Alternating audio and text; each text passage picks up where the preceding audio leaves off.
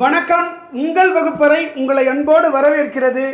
தினம் ஒரு கேள்வி பகுதியில் இன்றைக்கி நம்ம பார்க்கக்கூடிய கேள்வி 2016 குரூப் விஏஓ தேர்வில் கேட்கப்பட்ட கேள்வி. சரிங்களா? 2016 விஏஓ தேர்வில் கேட்கப்பட்ட ஒரு எளிமையான கேள்வி. சரிங்களா?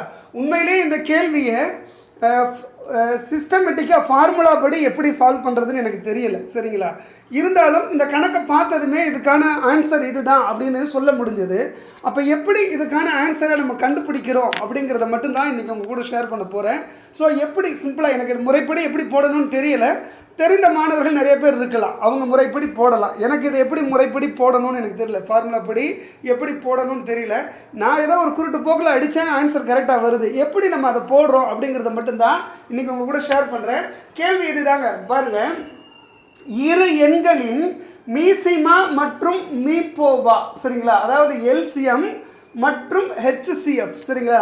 நிறைய பேர் ஆங்கிலத்திலையும் எழுதி போடுங்க அப்படின்னு சொல்லி கேட்குறீங்க.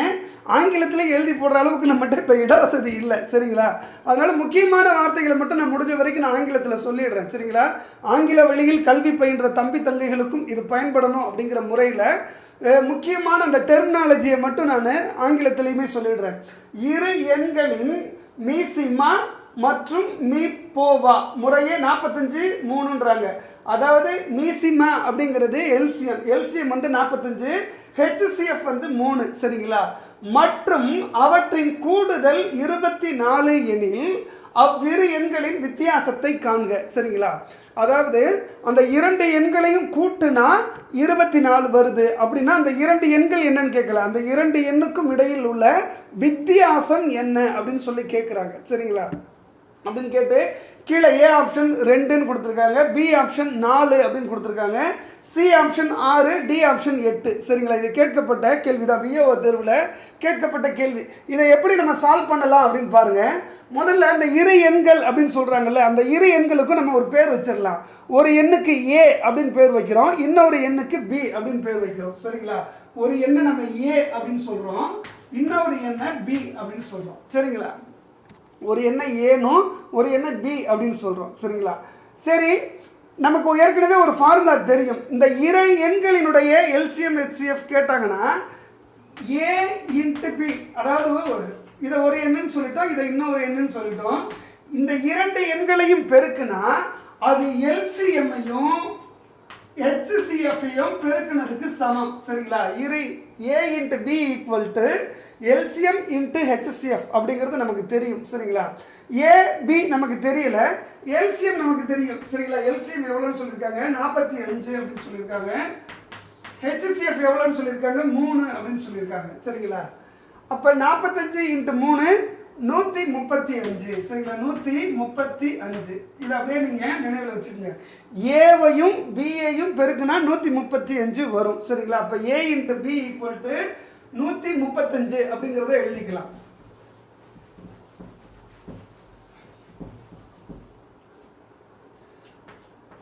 ஏபி, அதாவது ஏ இன்ட்டு பி ஈக்குவல் டு 135. சரிங்களா? இதையும் அப்படியே நினைவில் வச்சுக்கோங்க. அதுக்கப்புறம் ஏ பிளஸ் பி, அதாவது ஏவையும் பியையும் கூட்டுனா எவ்வளோன்னு சொல்லியிருக்காங்க, 24 அப்படின்னு சொல்லியிருக்காங்க. சரிங்களா?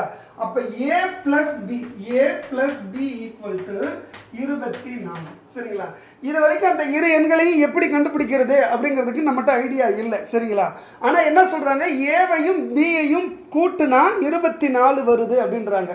இதை வச்சு தான் நம்ம அதை எப்படியாவது கண்டுபிடிக்கணும். சரிங்களா? ஒரு எண்ணை நம்ம ஏ அப்படின்னு வச்சுக்கிட்டோம், இன்னொரு எண்ணை பி அப்படின்னு வச்சுக்கிட்டோம். சரிங்களா? ஒரு எண்ணை ஏன்னு வச்சுக்கிட்டோம், ஒரு எண்ணை பி அப்படின்னு வச்சுக்கிட்டோம். இந்த இரண்டையும் கூட்டுனா 24ன்னு சொல்லிட்டாங்க. சரிங்களா? அப்போ இந்த இரண்டையும் கூட்டுனா 24 வர்றது மாதிரி நம்ம எண்களை போட்டுக்கிட்டே வரப்போகிறோம். ஒன்று. ரெண்டாவது, ஹெச்சிஎஃப் 3 அப்படின்னு சொல்லிட்டாங்க இல்லைங்களா? ஹெச்சிஎஃப் 3 அப்படின்னு சொல்லிட்டாங்க. சரிங்களா?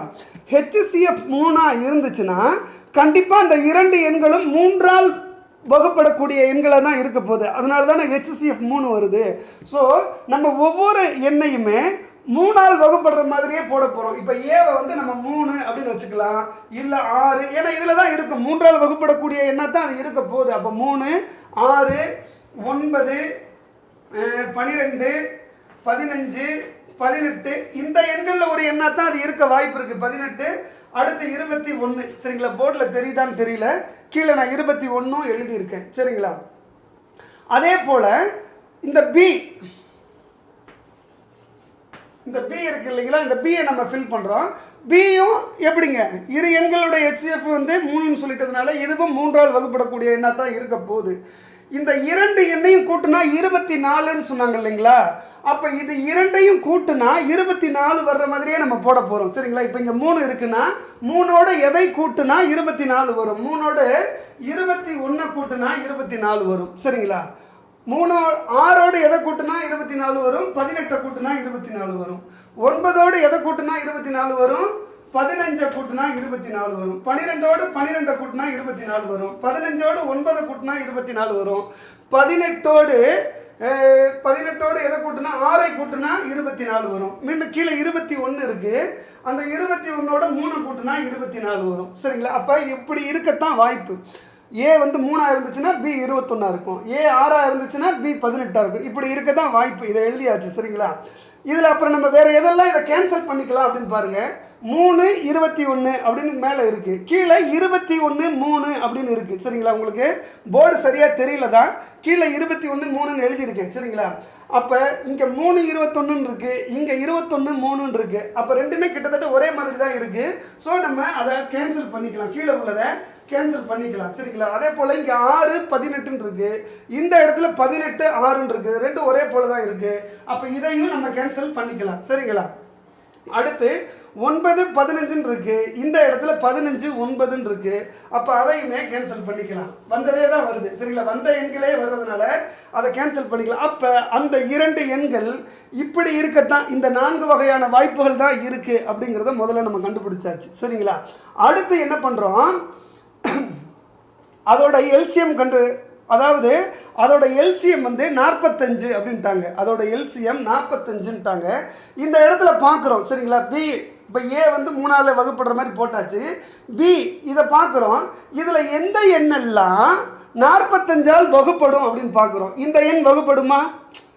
ஏன்னா 2 எண்களுமே 45ஆல் வகுப்படணும், இங்கே இருக்கிறதெல்லாம் வகுப்படும். சரிங்களா? இப்போ இது வகுப்படுமா அப்படின்னு பார்க்குறோம், வகுப்படலை. சரிங்களா? 21 வகுப்படலை, அப்போ அது இருக்காது. சரிங்களா? அப்போ இந்த ரெண்டுமே இருக்க வாய்ப்பு இல்லை. இது இருக்கா பாருங்க, 18 45ஆல் வகுப்படுமான்னு பார்க்குறோம், வகுப்படாது. அப்போ இது வாய்ப்பு இல்லை, இதுவும் வாய்ப்பு இல்லைன்னு ஏற்கனவே பார்த்துட்டோம்.